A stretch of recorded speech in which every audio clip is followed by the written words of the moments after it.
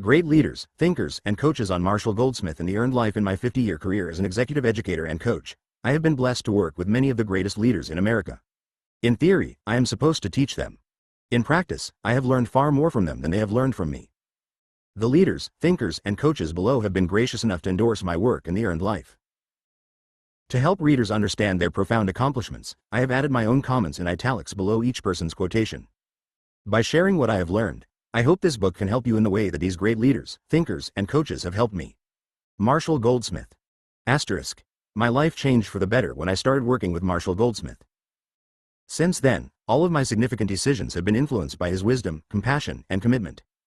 In his 100 Coaches community, we all encourage one another to move toward fulfillment and away from regret. As you read this wonderful book, The Earned Life, try to hear Marshall's voice. Know you can face the challenges ahead and start anew.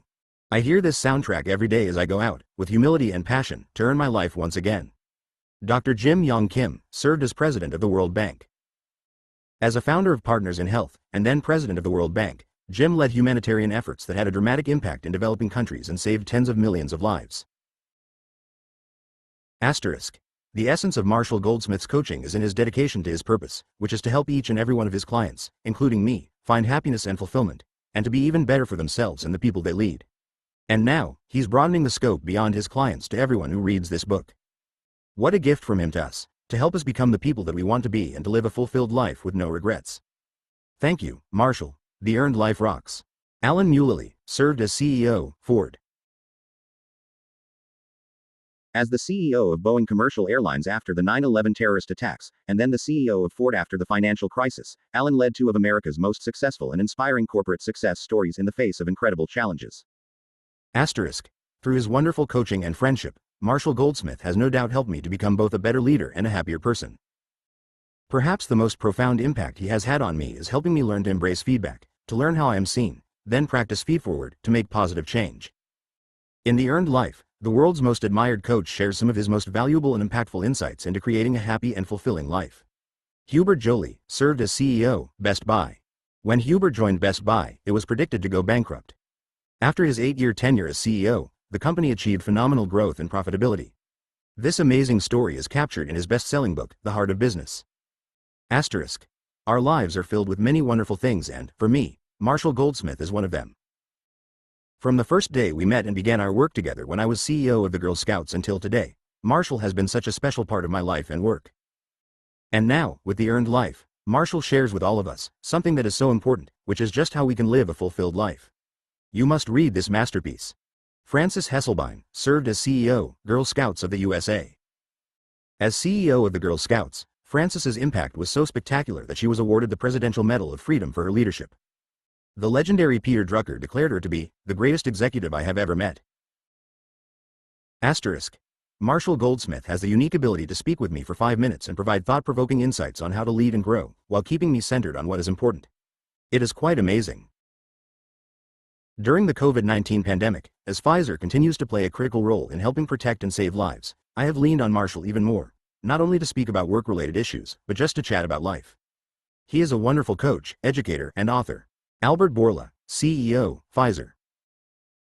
As CEO of Pfizer, Albert has tirelessly led the company in the face of one of the greatest challenges to humanity in our lifetime, the COVID pandemic. Pfizer's amazing success is unprecedented in the history of drug development. Asterisk. Marshall Goldsmith is a sage for the modern world. He brings his honesty, compassion, and wisdom to every book, every speech, every meeting, and every interaction that I have had with him. Ashish Advani, CEO, Junior Achievement Worldwide.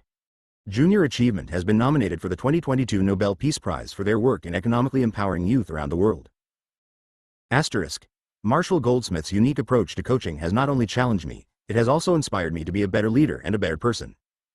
With his new book, The Earned Life, Marshall will walk you through the process of developing a purpose-driven life. The philosophical and practical approaches in this book will challenge you in the same way that Marshall has challenged me.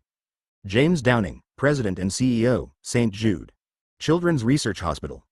A pediatric oncologist, Downing in 2014 was named the leader of St. Jude's, a world leader in battling pediatric cancer. Asterisk. The Earned Life is a great addition to Marshall's body of work. The advice in this book can help you keep on achieving and, at the same time, do a better job of finding peace and happiness in the process. Amy Edmondson, Novartis Professor of Leadership and Management, Harvard Business School. In 2021, Amy was named the Thinkers 50 #1 most influential management thinker in the world. Asterisk. Marshall Goldsmith pierces right to the center of things. For anyone who wishes to align their efforts with a life of meaning, Marshall is a fabulous companion, guide, and cheerleader. For those who don't know him personally, how lucky you are that you can now grow from reading this book. John Dickerson, CBS News chief political analyst. John contributes his reporting across CBS's news programming, including Sunday Morning and the CBS Evening News. He is the author of the bestseller The Hardest Job in the World. Asterisk. Every day I focus on being grateful for every moment. I am so goal-oriented that I can forget that happiness and achievement do not have to be mutually exclusive. By being present, I can remind myself to be more selfless in the decisions I make. Marshall Goldsmith has been a great coach in helping me grow up and do just this. David Chang, chef and author. The founder of groundbreaking restaurant Momofuku, Dave is a James Beard Award winner, media personality, and author of the best-selling memoir Eat a Peach. Asterisk. Working with Marshall Goldsmith has been a blessing. He continues to help me become a better person, a better wife, a better mom, and a better leader. My journey with him has been nothing short of a joy, even in the face of having to make fundamental changes. The Earned Life perfectly captures his spirit and the impact he has had on so many of us. Aicha Evans, CEO, Zoox. Formerly Senior Vice President and Chief Strategy Officer at Intel Corporation, Aicha was named to Fortune's 2021 Most Powerful Women in Business, Ones to Watch, list. Asterisk. I just finished reading The Earned Life. Thank you for this beautiful invitation to a deeper conversation with myself. Nankonde Van Den. Broke, executive coach, activist, and entrepreneur. Nankonde was named the 2021 Thinkers 50 Most Influential Leadership Coach in the World. Asterisk. In The Earned Life, Marshall Goldsmith has brilliantly captured principles we learned in more than 400 hours of intimate weekend conversations with 60 of the most extraordinary people in the world. Mark C. Thompson, leadership coach. Mark is the best-selling author of Admired and Success Built to Last. A top-rated CEO coach, he is a Thinkers 50 Top 10 executive coach. Asterisk. I've been incredibly fortunate to have met Marshall Goldsmith, to have him as part of my life, and to have been able to learn from him, along with learning from the many other exceptional people in his 100 Coaches community. He has played a very important role in my transition from being a professional athlete to beginning the next chapter in my life. Pau Gasol, former NBA All-Star. Pau is a 2-time NBA champion, 5-time Olympian, with 3 medals, and president of the Gasol Foundation. Asterisk. Who else but Marshall Goldsmith could get leaders from around the world to look forward to Zoom calls on the weekends? He convenes an impressive collection of people from every sector of our economy to share, learn, and most importantly, pay it forward. In his 100 Coaches community, I find the common thread of our discussions to be leading with humanity. I am certain that you will learn from The Earned Life and be encouraged to join all of us in paying it forward with the insights you gain. Michelle Seitz, Chairman and CEO, Russell Investments. Since being named CEO in 2017, Michelle has led one of the world's largest and most successful investment firms. Asterisk. Marshall Goldsmith is a life changer. For the past decade, he's remained a pivotal advisor through every step of my career. I feel privileged to be a part of his 100 Coaches community. Marshall makes the complex simple, inspires you to get better every day, and challenges you to create positive change that endures. In The Earned Life, his most important book yet, he reminds us that bold ambition can be a tyranny if we anchor our identities to constant goal achievement. We have to relish the journey and our own happiness. It is the most important choice we need to make. Margot Georgiades served as president and CEO, Ancestry. Before leading the incredible transformation of Ancestry, Margot was the CEO of Mattel and has been recognized as one of the 50 most powerful women in business. Asterisk. Marshall Goldsmith is a brilliant mentor who truly helps you be happier and wiser.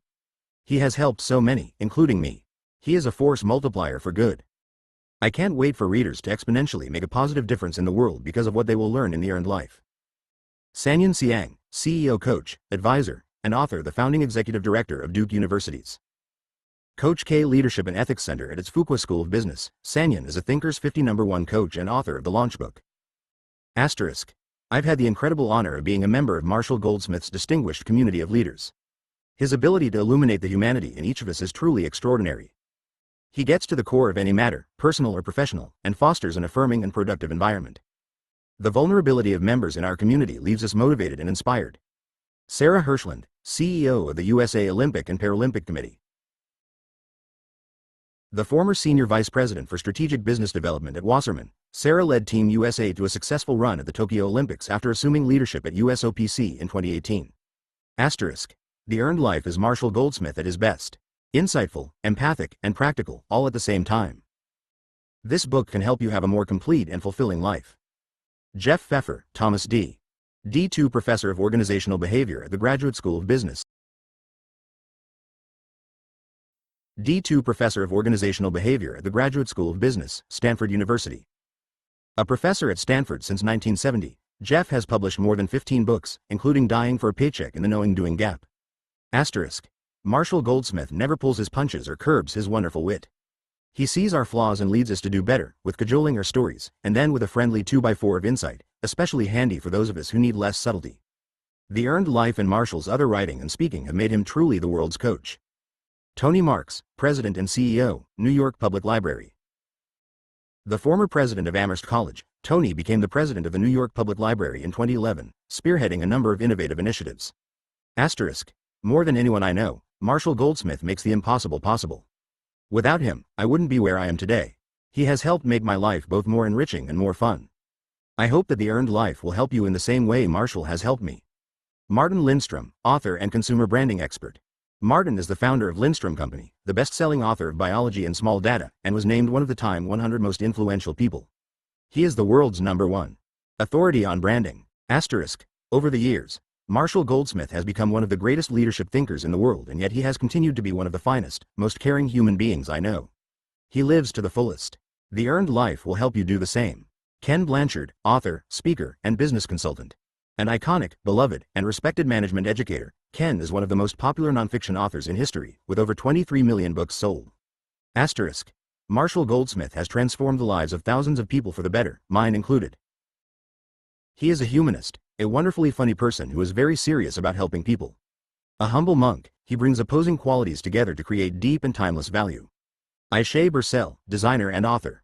Named by Fast Company as one of the 100 most creative people in business, Aisha is a Thinkers 50 Top 10 coach and author of Design the Life You Love. Asterisk. As a coach and advisor, Marshall Goldsmith has a knack for suggesting just the right tweak at the right time. The Earned Life is a wonderful book. Rita McGrath, professor, Columbia Business School. One of the world's top experts on innovation, Rita was named Thinkers 50 #1 strategic thinker and is the author of Seeing Around Corners. Asterisk.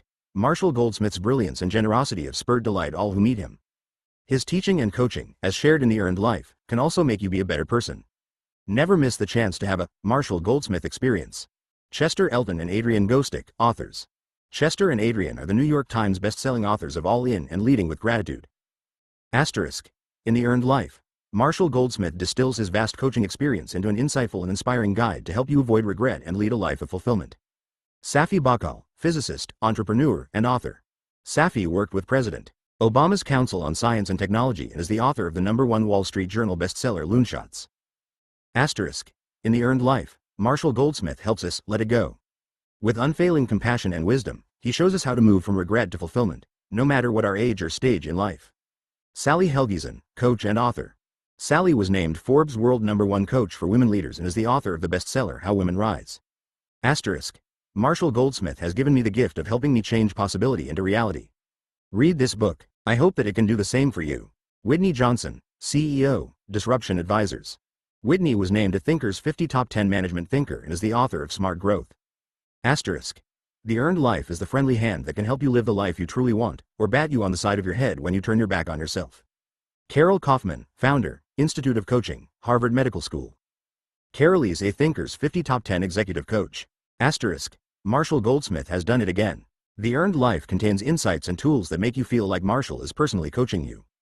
David Ulrich, Renzies Likert Professor, Ross School of Business, University of Michigan.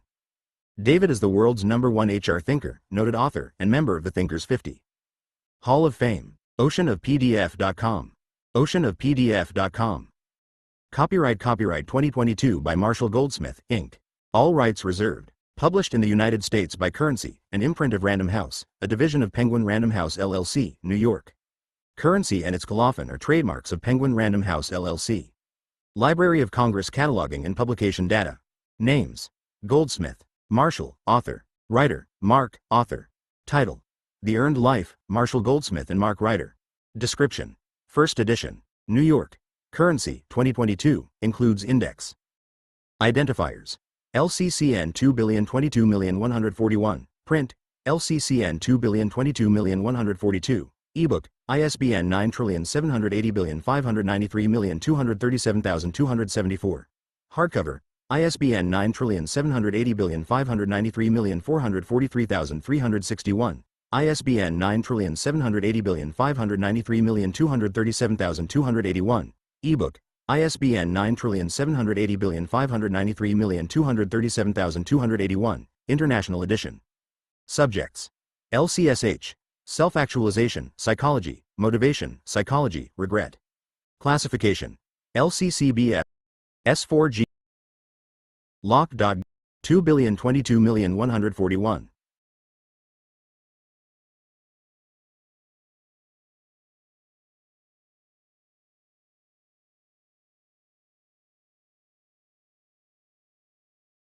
Introduction. Some years ago, during the George W. Bush administration, I was introduced to a man named Richard at a leadership conference.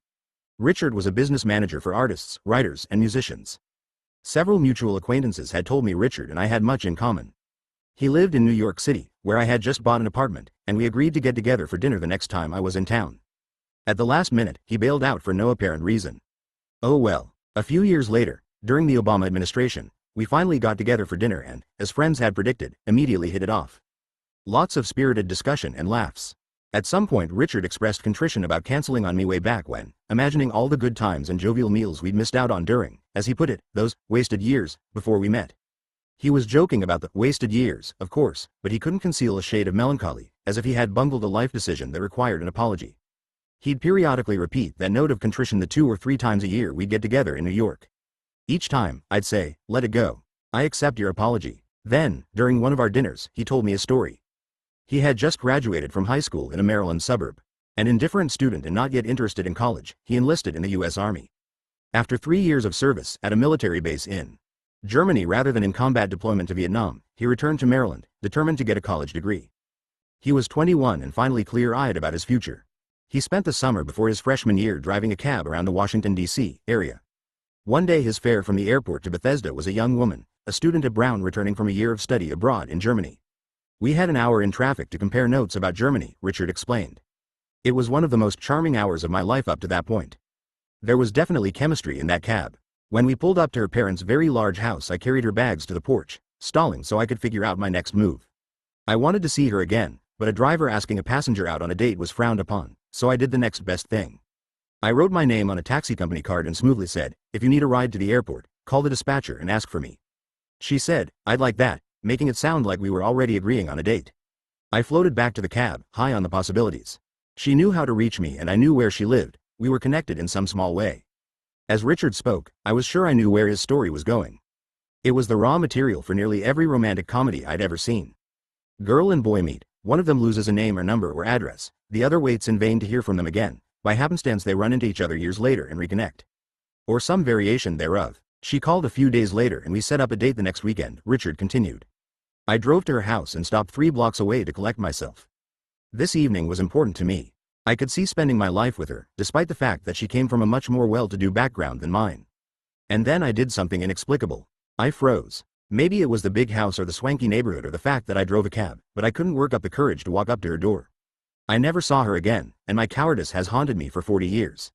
It has to be a big reason why I've spent my entire adult life alone. Richard's voice choked up with this abrupt and baffling ending to his story.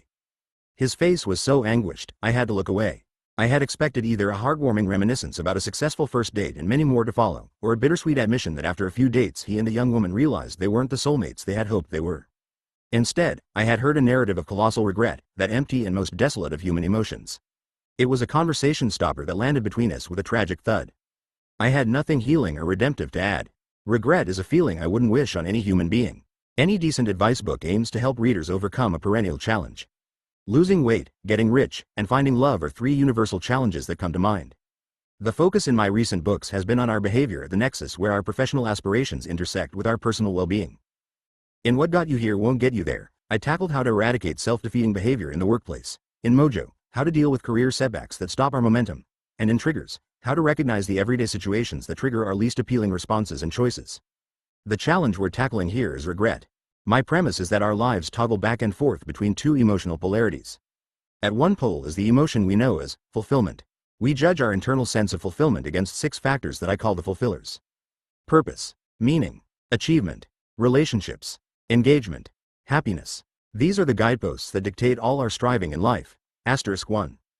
We invest enormous resources of time and energy to find purpose and meaning in our lives, to be recognized for our achievement, to maintain our relationships, to be engaged in whatever we do, and to be happy. Our vigilance and striving here are unceasing, because our connection to these 6 factors is fragile, fickle, and fleeting.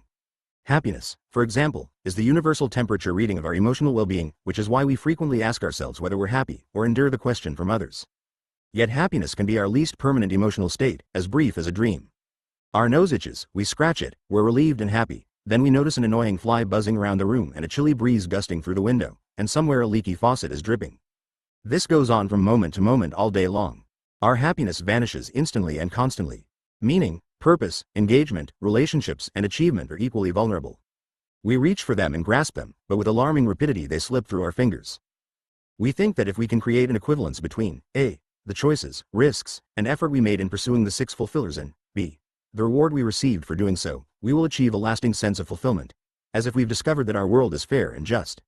We remind ourselves, I wanted it, I worked for it, and my reward was equal to my effort. In other words, I earned it. It is a simple dynamic that describes much of our striving in life.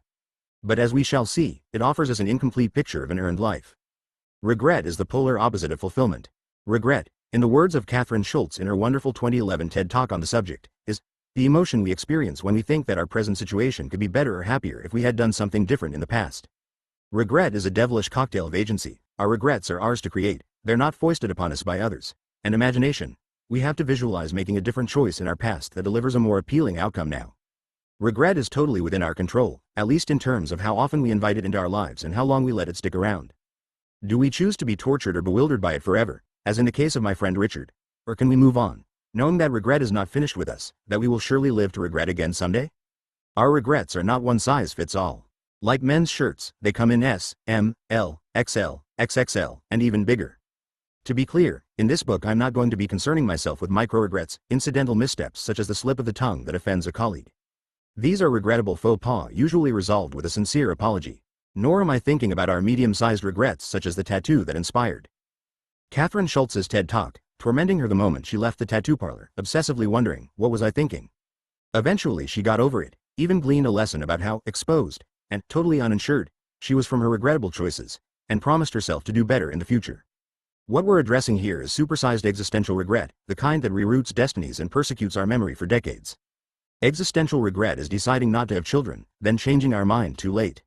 It's allowing our soulmate to become the one who got away. It's turning down the perfect job because we doubt ourselves far more than do the folks who want to hire us. It's not taking our studies seriously in school.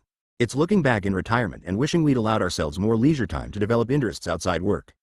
It can be hard, but it's not impossible to avoid existential regret, as long as we're open to focusing on our fulfillment.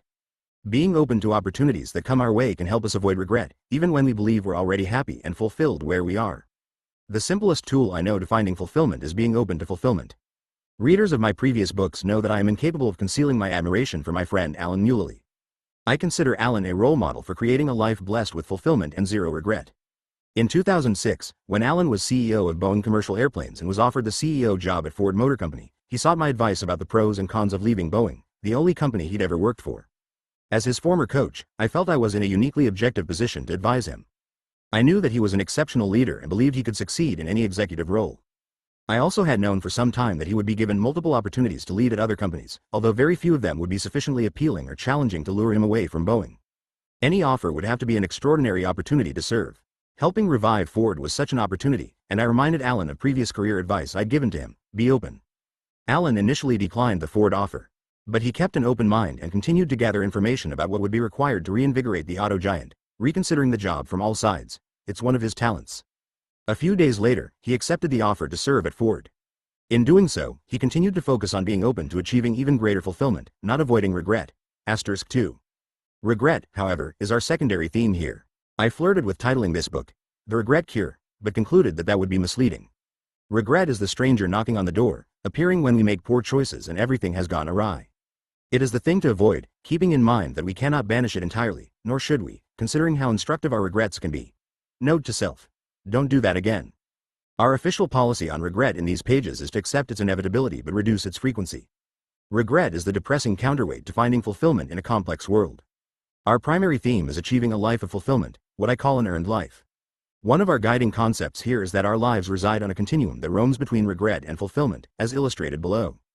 Given the choice, each of us I'm sure would prefer spending more time approaching the right extreme here than the left. In researching this book, I asked a wide variety of people in my professional circle to locate themselves on this continuum. It's hardly a rigorous scientific study, but I was curious about what propelled people to place themselves closer to fulfillment than regret, and if so, how close. My respondents were all successful by the obvious metrics we rely on. They were healthy. They had accumulated a credible list of professional achievements, as well as the status, money, and respect that tend to accompany achievement. I figured most of them would come very close to the extreme right of the line. All the signs said they should be experiencing near total fulfillment. Silly me. The truth is, none of us knows the scale of another man or woman's aspirations, and therefore none of us knows the depth of his or her disappointments and regrets. We can neither presume nor predict other people's relationship to fulfillment or regret, even those we think we know well. Here is the response of a European CEO named Gunther, who's at the top of his field and yet overwhelmed by regret for neglecting his family in favor of his career. Pressed to measure his sense of fulfillment, Gunther saw that all the conventional metrics of success at which he excelled could not counteract his sense of failure as a parent and husband. The failure overwhelmed his success, as if he'd wasted his life earning the wrong rewards. It was the same story with my coaching client Aaron. I regarded her as a roaring overachiever, and therefore an amply satisfied woman with few regrets. Aaron had emigrated from Nigeria to the United States at age 11, earned an advanced degree in civil engineering, and developed a specific expertise that made her an in-demand consultant in the construction of skyscrapers, bridges, tunnels, and other big structures. She was in her early 50s, happily married, with 2 college-age children. As an African immigrant, she was a rarity in her line of work, possibly the only one, which meant that she had basically invented a career for herself. I admired that. I'd been coaching her for 6 years under the impression that I knew both her dreams and resentments. So her relatively downbeat response surprised me. How could she, of all people, be more regretful than fulfilled?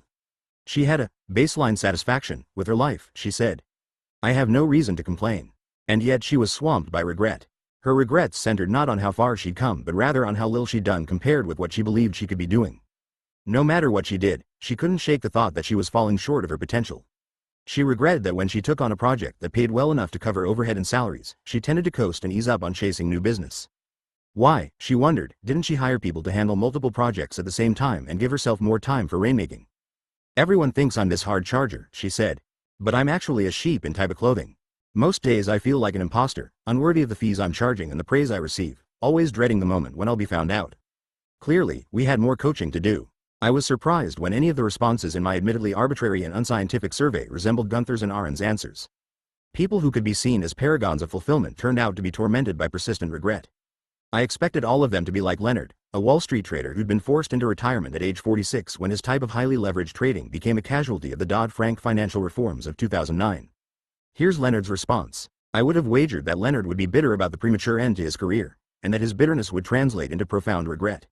Apparently not. I asked him how he could feel this way, given how young he was and how much more he could have accomplished.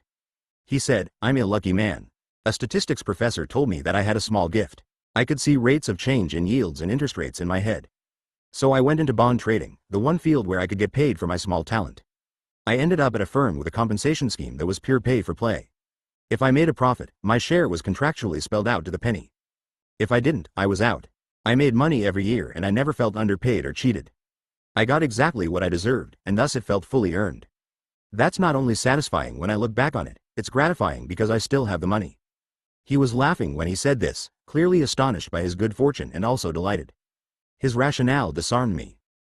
For years I had maintained a prejudice about Wall Street types, believing they were smart people who went into the financial sector grudgingly, not because they were fascinated by markets but because it was an easy way to make a pile of money, get out early, and spend the rest of their lives doing what they really wanted to do. They were willing to sacrifice their best years doing something lucrative that they didn't necessarily love so they could achieve independence and comfort at the end. He showed me I was wrong. He loved trading securities. It came easily to him, which increased his chances of being demonstrably excellent at it. The fact that he was in a field that paid very well for excellent performance wasn't a reward as such, it was a means to an end. Fulfillment to him came from the validation of being a star at his job and, as a result, being a good provider for his family. I asked him to grade himself on the 6 fulfillers as if I were a doctor conducting an annual physical. Each category was under his control. He had always been aiming for financial security so he could provide for his immediate as well as extended family, which checked off purpose, achievement, and meaning. His engagement had been total, perhaps excessive, he allowed. He loved trading. His relationships with his wife and grown children were solid. I'm perpetually amazed my kids still want to spend time with me, he said.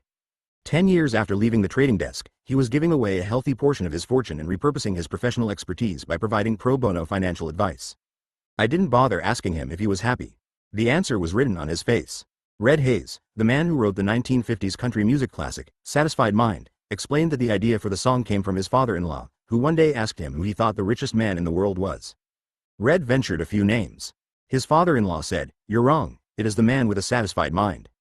In Leonard, I realized, I had found a rich man with a satisfied mind, someone who had maximized fulfillment, minimized regret. How does this happen? This is our operative definition of an earned life. We are living an earned life when the choices, risks, and effort we make in each moment align with an overarching purpose in our lives, regardless of the eventual outcome. The pesky phrase in that definition is the last one, regardless of the eventual outcome. It goes against much of what we're taught about goal achievement, setting a target, working hard, earning our reward, in modern society. Each of us knows deep in our heart when any success, major or minor, is merited and when it's a product of a merciful universe taking pity on us for a moment. And we also know the different emotions each result elicits. Merited success feels inevitable and just, with a tinge of relief that we weren't cheated out of our win by a last-second calamity.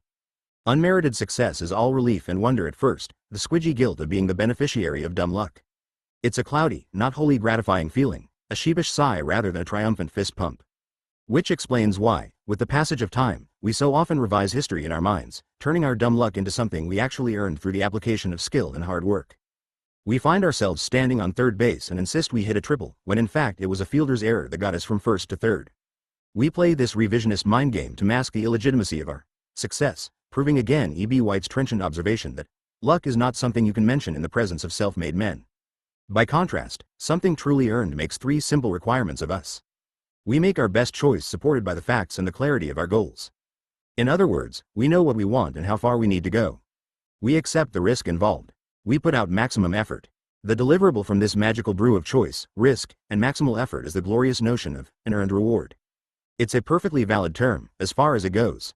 An earned reward is the ideal solution to every goal we pursue and every desirable behavior we try to perfect in ourselves. We are said to earn an income and a college degree and other people's trust. We must earn our physical fitness. We must earn respect, it is not given to us freely. And so on with the long menu of human striving. From a corner office to the affection of our children to a good night's sleep to our reputation and character, all must be earned via choice, risk, and maximal effort. This is why we valorize the merited success. There's something heroic about applying maximum energy, wit, and will to get what we think we want. But an earned reward, no matter how heroic, does not go far enough for my purposes. It certainly didn't help Gunther, the European CEO, feel fulfilled. His entire career was an unbroken succession of earned rewards, of ever greater goals pursued and achieved. But all those earned rewards occurred at work, not at home. They had no power to prevent him from being overwhelmed with regret about his failed family life. They certainly didn't add up to an earned life. Aaron, as well, did not find satisfaction in her impressive string of achievements. Each big win seems to have left her questioning her motivation and commitment. She could have, and should have, tried harder. In many cases, the outcomes of our choices, risks, and maximal efforts are not fair and just. Unless you've led an absurdly charmed life, you know that life is not always fair. It starts at birth. Who your parents are, where you grow up, your educational opportunities, and so many other factors, most of them beyond your control. Some of us draw the silver spoon, some the lump of coal. In some cases, the disadvantages we inherit can be overcome through shrewd decisions and maximum effort. Even then, life's inequities can bite, e.g. you're the perfect job candidate but somebody's nephew gets hired instead. You can do everything right, but there's no guarantee the outcome will be just and fair to you. You can be bitter and angry, whining, "It isn't fair." Or you can accept life's disappointments with grace. Just don't expect every attempt to earn a goal to deliver the appropriate reward. The payoff is not as reliable as you wish or deserve. There's another, more damning reason I hesitate to put too much faith in the concept of an earned reward, namely, that it's too impermanent and fragile a vessel to contain our wishes and desires for an earned life. The emotional lift we get from an earned reward is fleeting. Happiness leaks out of us from the first second we're aware of it. We get a long-sought promotion, and with alarming haste we raise our sights to the next rung on the ladder, as if we're already dissatisfied with what we worked so hard to earn. We campaign for months to win an election, then, after a quick celebration, immediately have to get to work for the voters. The striving is over, a new striving begins. Whatever prize we have earned, a big raise, a partnership, an ecstatic review, our victory dance is brief. Our sense of fulfillment and happiness simply doesn't last. I'm not denigrating the value of an earned reward, and all the energy that went into creating it. Setting goals and earning the desired outcomes are essential first steps for success at anything. I'm questioning their utility in achieving an earned life when they are estranged from a greater purpose in our lives. This is why Leonard the Wall Street trader felt a sense of fulfillment in his life where others, perhaps more fortunate and accomplished than he, fell short. He wasn't in the money game merely to make money. His striving was grounded in the higher purpose of protecting and providing for his family. An earned reward not connected to a higher purpose is a hollow achievement, like a basketball player who's interested only in maintaining his high scoring average rather than making the myriad sacrifices, e.g. taking a charge, diving for loose balls, guarding the opponent's best player, that win close games and championships. In these pages, we will see that an earned life makes only a few demands of us. Live your own life, not someone else's version of it. Commit yourself to earning every day. Make it a habit. Attach your earning moments to something greater than mere personal ambition. In the end, an earned life doesn't include a trophy ceremony. The reward of living an earned life is being engaged in the process of constantly earning such a life. This book was written during the COVID pandemic, while I was isolated with my wife, Lyda, in a one-bedroom rental along the Pacific Ocean in Southern California. We had just sold our home of 30 years in Rancho Santa Fe, north of San Diego, and were waiting in the apartment to make a permanent move to Nashville, where our twin grandchildren, Avery and Austin, live. We waited 15 months to move out. Unlike my other writing, this book is inspired not only by the lives of my coaching clients, using their examples as source material, but also by my own. It's written at a moment in my life when I still haven't done all I want to do, but I'm running out of time. So I have to make choices. I have to let go of dreams I entertained in my younger days, not solely because the clock is ticking but also because those dreams don't make sense to me anymore. This book is a reflection on my future. I've learned it's never too late to reflect, because as long as you're breathing, you have more time. But it's never too early either, and early is better. That's what I hope, you the reader, whatever your age, take away from these pages as you reflect on the life you're shaping for yourself and make choices based on that reflection. There is a lot of soul searching here about people who helped me and what they taught me. There's a lot of soul searching because of the pandemic, which turned out to be an extraordinary 18 months of non-monetary earning for me. There's also a lot of soul searching because I'm at a stage of life when the opportunities to confront existential regret increase predictably, for the simple reason that the 10 or 20-year intervals into the future that may have dictated my choices in earlier days, when time seemed limitless, are no longer a rational option for me. I may live 30 more years and reach 100. But I can't count on that, nor do I know whether my good health will continue or which friends and colleagues will be around to notice. As my time on Earth gets shorter, I have to conduct triage with all the unchecked boxes on my life list. Which items are not doable? Which items no longer seem so important? Which 2 or 3 items are absolute musts that I'll seriously regret not achieving? I want to use my remaining time to maximize fulfillment and minimize my regrets. This book is one of my absolute musts. I hope it serves you well, teaching you to use your time providentially and to finish with no regrets. Skip notes. *1 I have intentionally excluded health and wealth from this list of fulfillers, surely 2 additional major areas of all our striving, under the assumption that if you're reading this book, these 2 objectives have already occupied much of your adult life, to the point where you may have each under control. You look in the mirror or at your bank statement and tell yourself, I'm good. Mostly, though, I'm convinced that if you're in need of diet, fitness, and get-rich advice, you'll find better answers elsewhere. *2 Ford's stock price increased 1,837% during Allen's 7-year tenure as CEO and, more important, he had a 97% CEO approval rating from employees at a unionized company. Oceanofpdf.com. Introductory exercise. What does earned mean to you? Think of a moment in your life that offers the most inarguable connection between what you set out to accomplish and what you ended up with. Perhaps your moment is as simple as wanting an A in algebra and devoting the hours of study to get it. Or maybe it's that time you came up with a brilliant insight that instantly solved a problem that had all your colleagues stumped, elevating their opinion of you. Or maybe it's an achievement with many moving parts. Starting up your own business, writing a script and getting it sold, creating a product and bringing it to market. Each of these is an earned event, discrete and attached to a specific goal. Hopefully, the feeling of success was sufficiently gratifying that you wanted to repeat it. This is how a life of earned rewards is built, one achieved goal at a time. But the sum is not always greater than the parts. This string of earned rewards doesn't necessarily deliver an earned life. Do this. Now take that earned feeling and amplify it. Connect it to some objective greater than a transitory goal, something worthy of pursuing for the rest of your life. Pick one overarching purpose in your life. Perhaps you want to connect your earned events to a spiritual practice so you can steadily become a more enlightened human being. Or it's something as farsighted as creating a legacy that benefits other people after you're gone. Perhaps it's someone else's example that inspires you to be a better person, e.g. the famous closing scene in Saving Private Ryan, in which a dying Captain John Miller, played by Tom Hanks, having sacrificed his life to save Private Ryan, whispers to him, earn this. Your options are endless, but the earning process remains the same. A. Making a choice. B. Accepting the risk. And C. Getting it done with no gas left in the tank.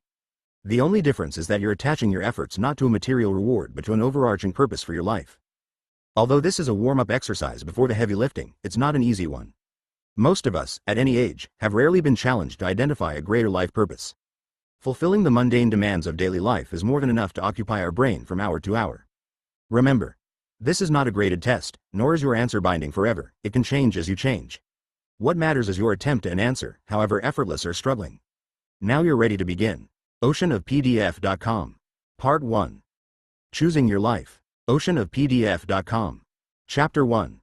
The Every Breath Paradigm. When Gautama Buddha said, "Every breath I take is a new me," he wasn't speaking metaphorically. He meant it literally. Buddha was teaching that life is a progression of discrete moments of constant reincarnation from a previous you to a present you. At one moment, through your choices and actions, you may experience pleasure, happiness, sadness, or fear. But that specific emotion doesn't linger. With each breath, it alters, eventually vanishing. It was experienced by a previous you. Whatever you hope will happen in your next breath, or the next day, or the next year will be experienced by a different you, the future you. The only iteration of you that matters is the present you who has just taken a breath. I start with the assumption that Buddha was right. That doesn't mean you have to abandon your articles of spiritual faith or convert to Buddhism. I'm only asking you to consider Buddha's insight as a new paradigm for thinking about your relationship to the passage of time and living an earned life. A core pillar of Buddhism is impermanence, the notion that the emotions, thoughts, and material possessions we hold now do not last. They can vanish in an instant, as brief as the time we need to take our next breath. We know this to be empirically true. Our discipline, motivation, our good humor, you name it, they do not last. They fall out of our grasp as suddenly as they appeared. Nevertheless, we have a hard time accepting impermanence as a rational way to understand our life, that the unity and singleness of our identity and character is an illusion. The Western paradigm, so deeply ingrained since childhood, is an ongoing argument against impermanence. Actually, it is a fairy tale, always with the same ending, and then they lived happily ever after. The Western paradigm is all about endeavoring for something better in the future and believing two things will result. A. Whatever our improvement, we remain essentially the same person we have been, only better, and B. Against all the evidence, this time it will last. It will be a permanent solution to whatever's gnawing away at our spirit. That makes about as much sense as studying hard for an A in math and thinking it will make you an A student forever, or believing that your personality is fixed and you can never change, or that rising housing prices will never go down. This is the great Western disease of, "I'll be happy when." It is the pervasive mindset whereby we convince ourselves that we'll be happy when we get that promotion, or drive a Tesla, or finish a slice of pizza, or attain any other badge of our short or long-term desires. Of course, when the badge is finally in our hands, something comes along that compels us to discount the badge's value and renew our striving for the next badge. And the next. We want to reach the next level in the organizational hierarchy. We want a Tesla with more range. We order another pizza slice to go. We are living in what Buddha called the realm of the hungry ghost, always eating but never satisfied. This is a frustrating way to live, which is why I'm urging a different way of seeing the world, one that venerates the present moment rather than the moment before or after. When I explain the every breath paradigm to clients, accustomed as they are to goal setting and high achievement, it takes a while for them to accept the primacy of now over the validating pleasures of remembering past successes or the future-facing buzz of pursuing an ambitious goal. Being forward-looking is second nature to them, as is looking backward to take pride in their track record. The present moment, astonishingly, is almost a secondary thought. Gradually I chip away at their attitude. When clients beat themselves up over a blunder, recent or ancient, I say, "Stop," and ask them to repeat the following. That was a previous me. The present me didn't make that blunder. So why am I torturing myself for some past error that the present version of me didn't commit? Then I have them make the universal hand gesture for shaking off a problem and repeat after me. Let it go. Silly as this routine may sound, it works. Clients not only begin to see the futility of belaboring the past, but they also embrace the psychically soothing notion that the blunder was committed by someone else, a previous self. They can forgive that previous self and move on. In my initial meetings with clients, I may employ this routine a half dozen times in a 1-hour conversation. But eventually they get it, usually at a critical or fraught moment when they finally appreciate that the every breath paradigm has utility in their daily life, not just in their career. 10 years ago I began coaching an executive in his early 40s who had been tapped to be the next CEO of a media company. Let's call him Mike. His natural leadership skills set him apart from the standard C-suite issue of smart, motivated, underpromise and overdeliver types. But he had some rough edges that needed smoothing, which is where I came in. Mike was a charmer when it served his interests, but he could be insensitive and dismissive to people less useful to him. He was super persuasive, but sometimes aggressive when people didn't immediately concede he was right and they were wrong. He was also visibly too pleased with his success, which bathed him in an annoying scent of entitlement. He was special and never let people forget it. Insensitive, rarely wrong, and entitled. These weren't career-killing flaws, just issues that came up in my 360-degree reviews with his colleagues and direct reports, which I shared with him. He accepted the criticism with grace, and in less than 2 years, through a process that is the essence of one-on-one coaching, changed his behavior to his own satisfaction and, more important, in the opinion of his peers. You need to change a lot to get people to notice even a little. We remained friends after he became CEO, talking at least once a month about his job and, increasingly, about his family life. He and his wife, college sweethearts, had 4 grown kids, all out of the house and on their own. The marriage was solid after years of tension when Mike was focused on his career while his wife, Sherry, raised the kids and built up a seemingly unshakable resentment of Mike's self-absorption and insensitivity. Is Sherry wrong? I asked, pointing out that if he had been perceived as insensitive and entitled at work, he probably was the same at home. But I've changed, he said. She's even admitted it, and we're much happier. Why won't she let it go? I explained the every breath paradigm to him, stressing how hard it was for Westerners to conceive that we are not a unitary mass of flesh and bone and emotions and memories but rather a steadily expanding multitude of individuals, each one time stamped in the moment of our most recent breath, and reborn with every breath. I told Mike, when your wife thinks about her marriage, she can't separate the previous Mike from the man who is her husband today. They're one character to her, a permanent persona. It's how we all think if we're not careful. Mike struggled with the concept. It would come up from time to time in our talks, but he couldn't think of himself as a running series of many Mikes. A new one nearly 8 million times a year, the estimated number of breaths we take annually. It collided with his fixed self-image of the impressive, successful Mike that he projected to the world. I couldn't fault him for that. I was offering him a new paradigm, not a casual suggestion. We achieve understanding at our own pace. We still talk regularly and he's still a CEO, but in the summer of 2019 he called me out of the blue, excitedly announcing, I got it. I had no idea what he was talking about, but it soon became clear that it was about our every breath talks. He described a conversation he'd had the day before with Sherry. They were driving back from a 4th of July reunion at their weekend home with the kids and their partners and friends. It was a crowded but joyous weekend, and Mike and Sherry were reliving the high points on the 2-hour drive, pleased at how the children turned out, how engaging and helpful their friends were, how the kids did most of the cooking and cleaning up. Basically, they were congratulating themselves on their good fortune and their successful parenting. Then Sherry threw a wet blanket on their reverie. I just wish you had contributed more when they were growing up, she said. I was so alone most of the time. I wasn't hurt by her words, or angry, Mike told me. I turned to her and very calmly said, you're right about that guy 10 years ago. He was clueless about many things. But that's not the guy in this car right now. He's a better man now. Tomorrow he's going to be someone else trying to be a little better. Another thing. That woman who suffered back then is not the same woman today. You're faulting me for the actions of someone who doesn't exist anymore. It's not right. The car was silent for a long 10 seconds. Then Sherry apologized, adding, you're right. I have to work on that. Mike had required years, and an emotionally heightened situation to which Buddha's teaching applied perfectly, to understand the every breath paradigm. His wife got it in 10 seconds. I'm okay with both timetables, always glad to be an accomplice in other people's epiphanies. Impermanence is easy to accept if you're in the business of helping people change. I wouldn't have purpose or a career without it. When you accept that everything that flourishes also decays and disappears, you're accepting a viewpoint that doesn't apply only to worldly achievements and status. It applies powerfully to your personal development as well. You see that the person you have been is not a life sentence to remain that person today or in the future. You can let past transgressions go and move on. Okay, you say, enough with the feathery quasi-spirituality, Marshall. How does this every breath paradigm connect to living an earned life? The connection is as immediate and direct as flipping a switch to fill a dark room with light.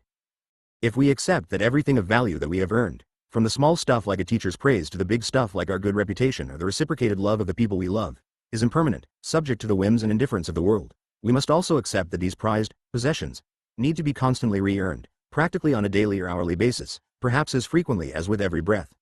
Reminding clients to stop torturing themselves about their past failures, that was a previous you. Time to let it go, may be one of my more valuable contributions to them. But equally valuable, I think, is when the opposite occurs, when clients feel the need to replay their career highlight reel for me. I see this most vividly in former athletes and CEOs who are struggling to create their next life.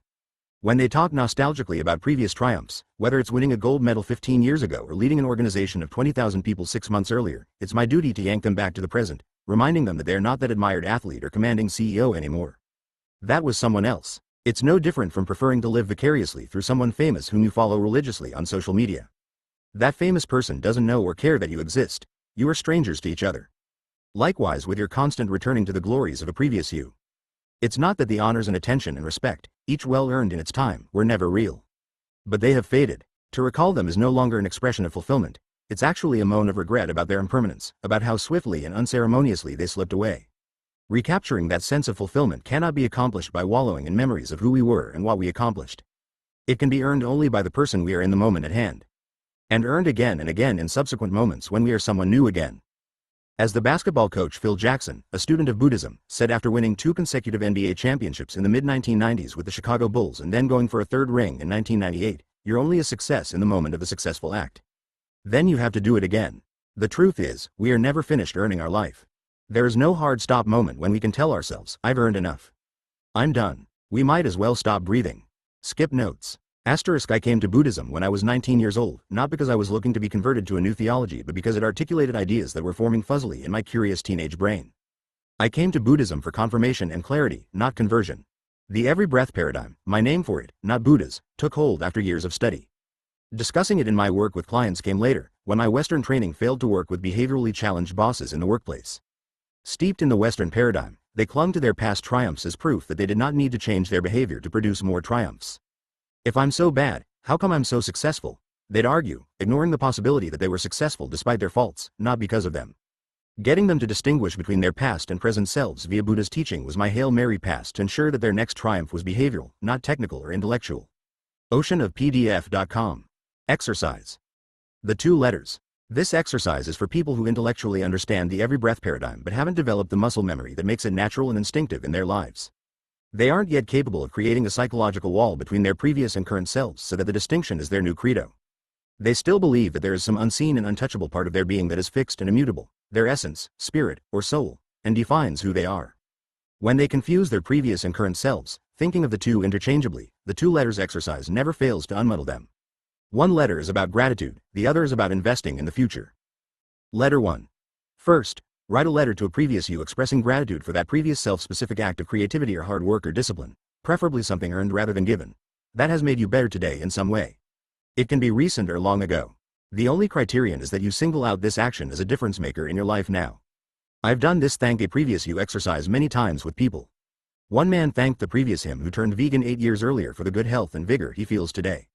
One writer thanked her 10-year-old self for adopting the dictionary habit of looking up every unfamiliar word she read and entering it in a small notebook all through middle school and on up to grad school. No notebook, she said, no writing life. One woman thanked her 6-year-old self for learning to swim because it had saved her life on at least 2 occasions. Another thanked his 18-year-old self for choosing the college where he met his wife. The exercise not only creates separation between you then and you now, but it reveals a cause and effect link between past and present that you might fail to make as memory fades. In your most grateful and humble moments, you may have uttered the cliché, I stand on the shoulders of giants. This letter helps identify a giant you may have forgotten, the previous you. Take a deep breath. Think of all the previous gifts that the previous you has given to the you that is reading this sentence. If any group of people gave you so many wonderful gifts, what would you say to these nice people? This is your chance to say, thank you. Letter 2. Now write a letter from the present you to a future you, 1 year, 5 years, 10 years down the road.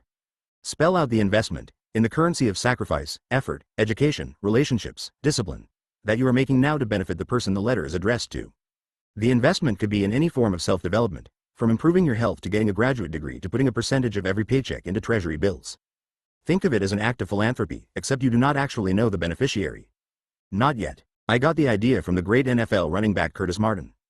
Curtis was living the every breath paradigm years before we met. He stumbled reluctantly into football, not playing until his junior year in high school, when a coach convinced him that joining the team would take him away for 3 hours a day from the life-threatening streets of his Pittsburgh neighborhood. He'd once been mistaken for someone else and had a gun put in his face. The trigger was pulled, but the bullet jammed. By his senior year, every major college program was recruiting him. He chose nearby Pitt. Despite an injury-riddled college career, there were enough flashes of talent that the New England Patriots drafted him in the 3rd round in 1995. Whereas most young athletes regard draft day as winning the lottery, Curtis's first thought was, I don't want to do this. A pastor persuaded Curtis to stick with football, showing him how the NFL could be a vehicle for creating the rest of his life, which Curtis wanted to be a life of service to others.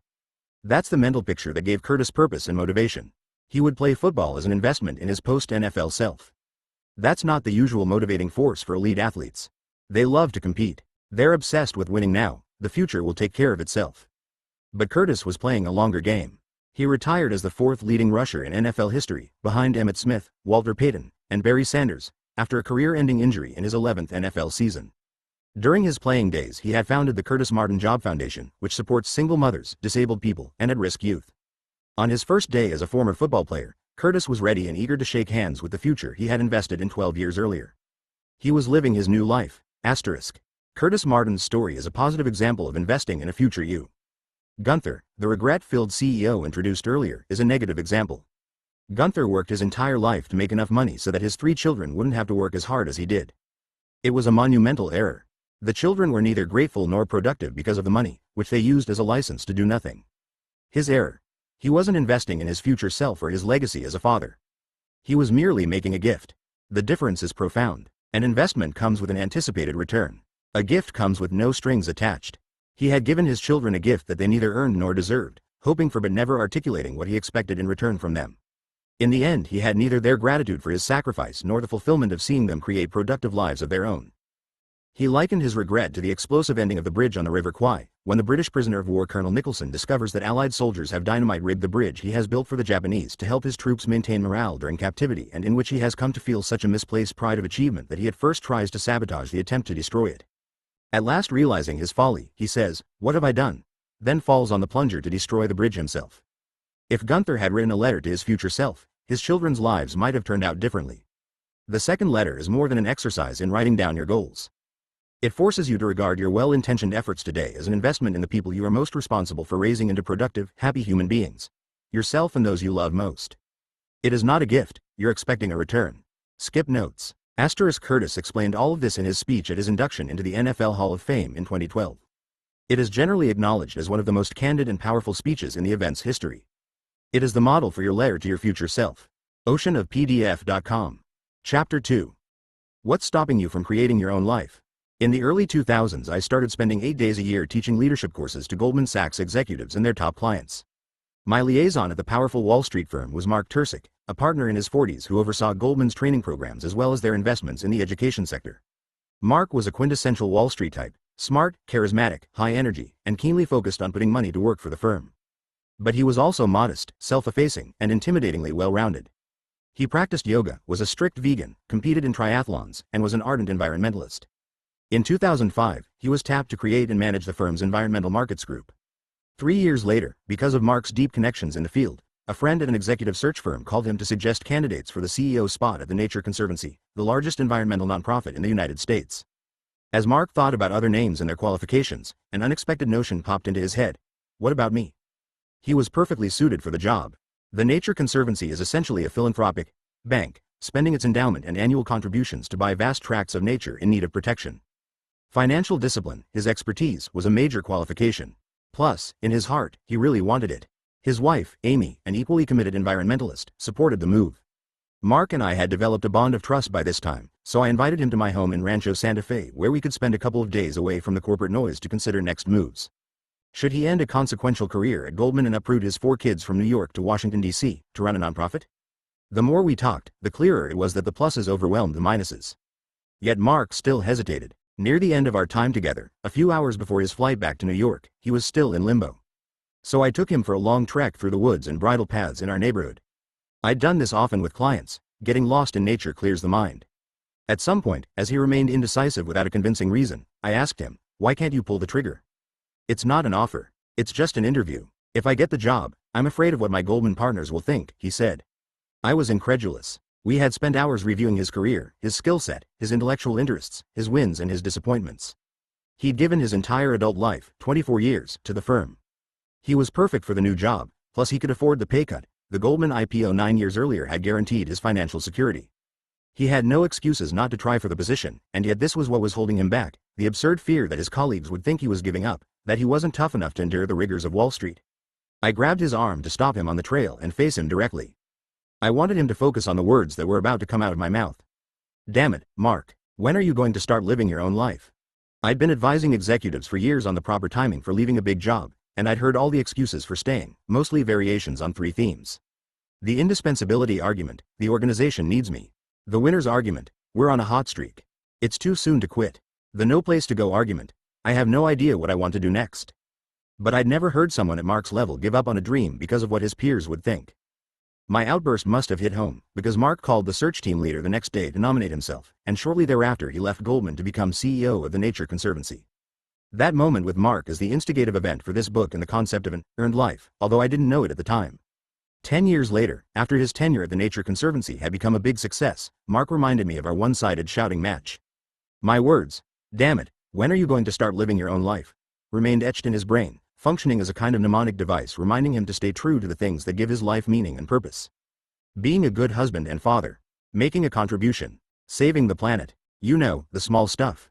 Frankly, I'd forgotten that moment on the trail, but his call swept me back to his side of the argument that day, specifically his bewildering fear of what his peers would think of him. I couldn't understand how Mark's fear of others' opinions almost froze him from trying to land the TNC job, a choice that would have flooded him with regret. We don't feel regret because we tried and failed, we regret not trying. After I hung up with Mark, another memory hit me. I recalled my friend, the late Dr. Roosevelt Thomas Jr., a Harvard PhD in organizational behavior, who reshaped corporate America's attitudes about workplace diversity. One of Roosevelt's crucial insights was the unappreciated influence of referent groups in everyday life. Early in my career we co-wrote a paper on the subject, although only he went on to make it part of his life's work. Each of us, Roosevelt Thomas contended, feels emotionally and intellectually